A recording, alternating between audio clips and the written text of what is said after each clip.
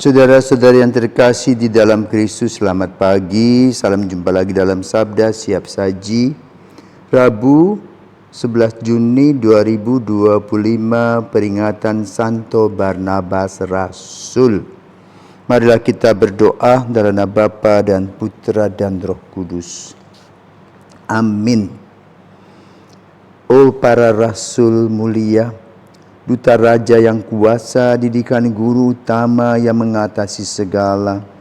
Di Yerusalem surgawi penuh cahaya ilahi, kalian menjadi dasar bagi gereja yang benar.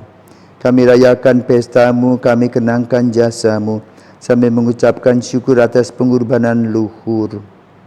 Terpujilah Yesus Kristus yang sudah sudi mengutus rasul yang dipilih Bapa, dipenuhi dengan rohnya. Amin. Allah keselamatan umat manusia, Santo Barnabas yang kuat dalam iman dan penuh Roh Kudus, telah kau khususkan untuk menobatkan para bangsa. Semoga Injil Kristus yang diwartakannya dengan giat kami sebarkan pula senantiasa dengan perkataan dan perbuatan, demi Yesus Kristus Putra-Mu dan Pengantara kami yang hidup dan berkuasa sepanjang segala masa. Amin. Tuhan bersamamu dan bersama rohmu. Inilah Injil Yesus Kristus menurut Matius. Dimuliakanlah Tuhan. Sekali peristiwa Yesus berkata kepada murid-muridnya, "Pergilah dan beritakanlah kerajaan surga sudah dekat. Sembuhkanlah orang-orang sakit, bangkitkanlah orang mati, tahirkanlah orang kusta, usirlah setan-setan. Kamu telah menerima dengan cuma-cuma, karena itu berilah dengan cuma-cuma pula.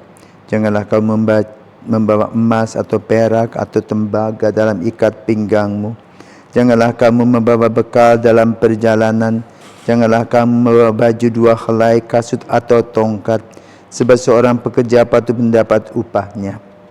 Apabila kamu masuk kota atau desa, carilah di situ seorang yang layak dan tinggallah padanya sampai kamu berangkat. Apabila kamu masuk rumah orang, berilah salam kepada mereka. Jika mereka layak menerimanya, salammu itu turun ke atasnya. Jika tidak, salammu itu kembali kepadamu." Demikianlah sabda Tuhan. Terpujilah Kristus. Bapak, Ibu, saudara-saudari yang terkasih di dalam Kristus, selamat pagi. Hari ini kita memperingati Santo Barnabas. Mungkin kita juga pernah mendengar Injil Barnabas yang dibuat oleh seorang biarawan yang kemudian menjadi mualaf,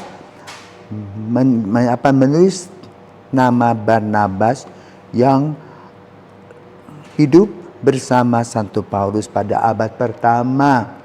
Injil Barnabas ini ditulis pada abad ke-14. Apa isinya? Antara lain, Yesus waktu mau ditangkap di Getsemani sudah terbang masuk ke surga. Jadi katanya bukan Yesus yang disalibkan itu, tetapi murid Yesus itu dari Injil Barnabas. Dan banyak orang yang percaya itu kabar hoax. Tapi memang orang percaya, sudahlah silahkan. Tapi dari gereja Barnabas inilah orang yang kita peringati pada awal abad pertama. Siapakah dia? Barnabas ini dimasukkan dalam gereja sebagai rasul. Ini generasi kedua di dalam gereja setelah Petrus, Paulus, dan kawan-kawan. Lalu Barnabas ini berasal, seorang Yahudi, berasal dari Pulau Siprus. Rupanya orang tuanya sudah merantau. Dan kemudian dia bergabung dengan para murid. Dan dia dari suku Levi, dari kelompok Yahudi. Apa sih jasanya Barnabas? Jasa Barnabas itu khususnya ketika umat di Antioquia disebut Kristen. Dan dia juga berpartisipasi dalam pertobatan Santo Paulus.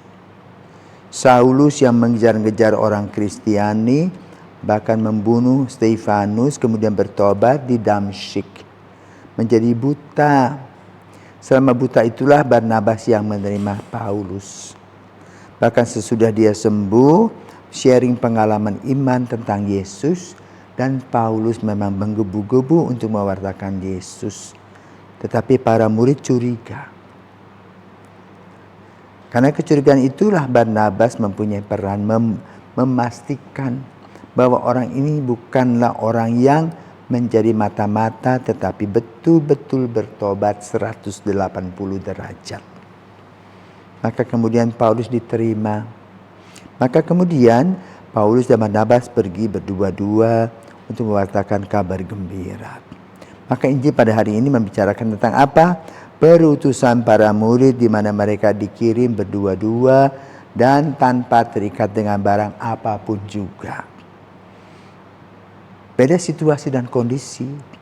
Kalau di Indonesia nggak bisa bawa satu baju. Kenapa? Nah, mataharinya terik. Tapi di daerah Timur Tengah, di daerah Israel sana bisa. Kenapa? Kita tidak pernah cium bau busuk badan kita.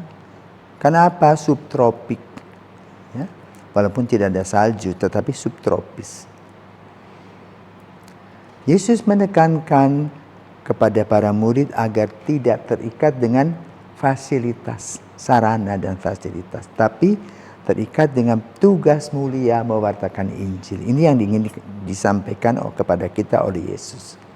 Karena pada zaman kita, semua orang menuntut sarana dan fasilitas. Biarpun punya kaki, mesti ada kendaraan, mesti ada ini. Kendaraan pun juga bermerek sesuai dengan kemauan. Ya, bisa berganti-ganti kendaraan. Yesus maunya kita hidup sederhana. Contohnya Santo Paus Fransiskus yang sederhana. Tak mau pakai mobil-mobil mewah. Jadi kasih mobil mewah dijual, sama seperti Ibu Teresa. Menang Nobel Prize, uangnya diserahkan untuk orang-orang miskin. Dia tidak perlu apa-apa. Nah, ini yang mesti dicontoh dari kehidupan kita sebagai orang-orang yang mewartakan Injil.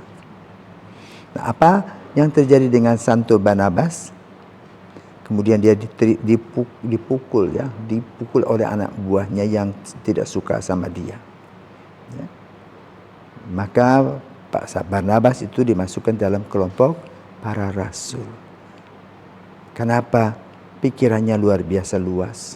Melihat dengan kacamata positif dan melihat bahwa karya Tuhan itu tidak bisa ditutupi. Tetapi kita harus terbuka untuk mewartakannya sehingga gereja ini tumbuh dan berkembang. Inilah gereja perdana.